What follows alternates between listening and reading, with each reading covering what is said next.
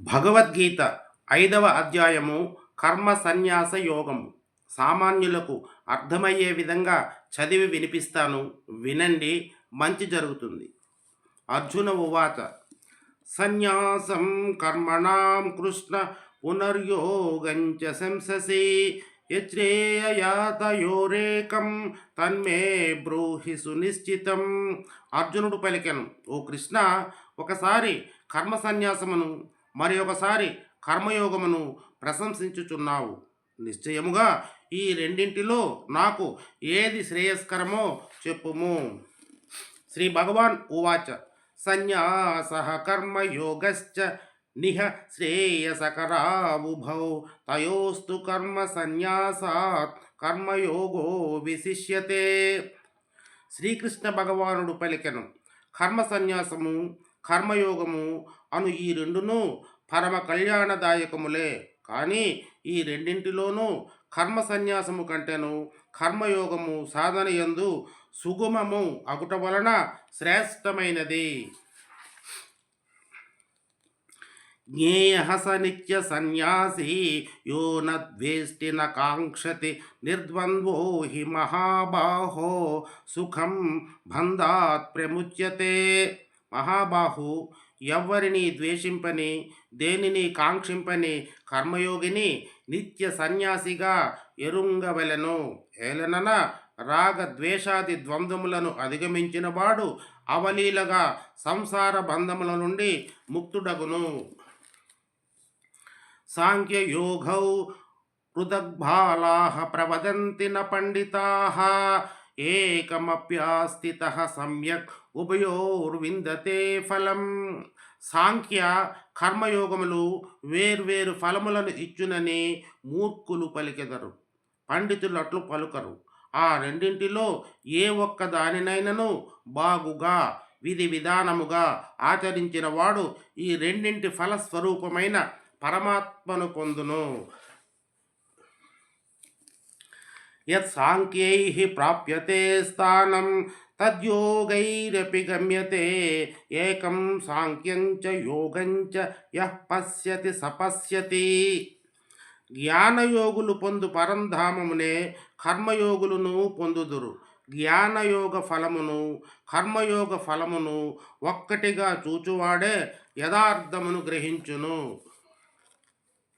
సన్యాసస్తు మహాబాహో దుఃఖమాప్తుమయో గతః యోగయుక్తో మునిర్బ్రహ్మ సచిరేనాదిగచ్చతి. కానీ ఓ అర్జున, కర్మయోగమును అనుష్ఠింపక సన్యాసము అనగా మనస్సు, ఇంద్రియములు, శరీరముల ద్వారా జరుగు కర్మలన్నింటి యందును కర్తృత్వమును త్యజించుట కష్టము. భగవత్ స్వరూపమును మననం చేయు కర్మయోగి పరబ్రహ్మ పరమాత్మను శీఘ్రముగా పొందగలడు. యోగయుక్తో విశుద్ధాత్మా విజితాత్మా జితేంద్రియ సర్వభూతాత్మభూతాత్మా కుర్వన్నపి నలిప్యతే. మనస్సును వశమునందుంచుకున్నవాడు జితేంద్రియుడు, అంతఃకరణ శుద్ధి కలవాడు, సర్వ ప్రాణులలో ఆత్మస్వరూపుడైన పరమాత్మను తన ఆత్మగా కలవాడు అగు కర్మయోగి కర్మలను ఆచరించుచున్నను ఆ కర్మలు అతనిని అంటవు. నైవ కించిత్ కరోమీతి యుక్తో మన్యేత తత్వవిత్ పశ్యన్ శృణ్వన్ స్పృశన్ జిఘ్రన్నస్నన్ గచ్చన్ స్వపన్ శ్వసన్ ప్రలపన్ విసృజన్ గృహ్ణన్నున్మిషన్ నిమిషన్నపి ఇంద్రియాణింద్రియార్థేషు వర్తంత ఇతి ధారయన్.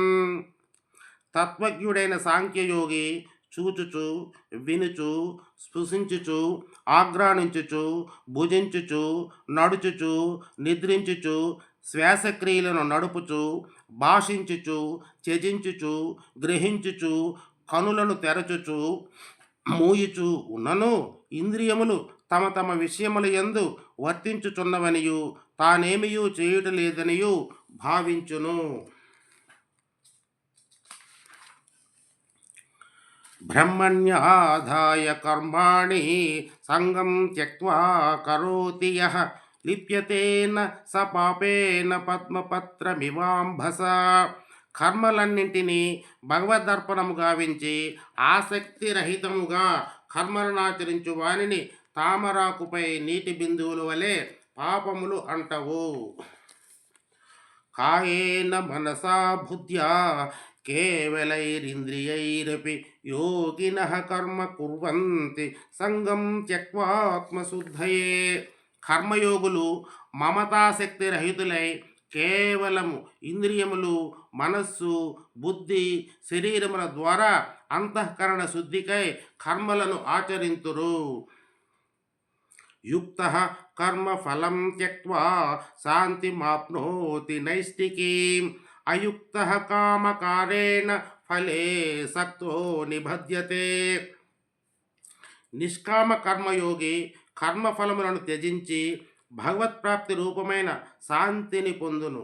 కర్మఫలాసక్తుడైన వాడు ఫలేచ్ఛతో కర్మలనాచరించి బద్ధుడగును. సర్వకర్మాణి మనసా సన్యసాస్తే సుఖం వసి నవద్వారే పురే దేహి నైవ కుర్వన్ నకారయన్. అంతఃకరణమును అదుపులో నుంచుకొని సాంఖ్యయోగమును ఆచరించు పురుషుడు కర్మలను ఆచరింపజేయకయే నవద్వారములు గల శరీరమునందు సమస్త కర్మలను మానసికముగా త్యజించి సచ్చిదానంద ఘన పరమాత్మ స్వరూపమున స్థితుడై ఆనందమును అనుభవించును. న కర్తృత్వం న కర్మాణి లోకస్య సృజతి ప్రభుః న కర్మఫల సంయోగం స్వభావస్తు ప్రవర్తతే. పరమేశ్వరుడు మానవుల యొక్క కర్తృత్వమును గాని వారి కర్మలను గాని కర్మఫల సంయోగమును గాని సృజింపడు. ఈ అన్నింటిలో ప్రకృతియే ప్రవర్తిల్లును. నాదత్తే కస్యచిత్ పాపం నచైవ సుకృతం విభుః అజ్ఞేనేనావృతం జ్ఞానం తేన ముహ్యంతి జంతవః. సర్వవ్యాపి అయిన భగవంతుడు ప్రాణుల పుణ్యపాప కర్మలలో దేనికి నీ భాగస్వామి కాడు. అజ్ఞానముచే జ్ఞానము కప్పబడి ఉండుట వలన ప్రాణులు మోహితులగుచుందురు. 1వ శ్లోకం నుంచి 15వ శ్లోకం వరకు చదివి వినిపించాను. 16వ శ్లోకము నుంచి తదుపరి ఎపిసోడ్లో చదివి వినిపిస్తాను. వినండి, మంచి జరుగుతుంది. ధన్యవాదములు.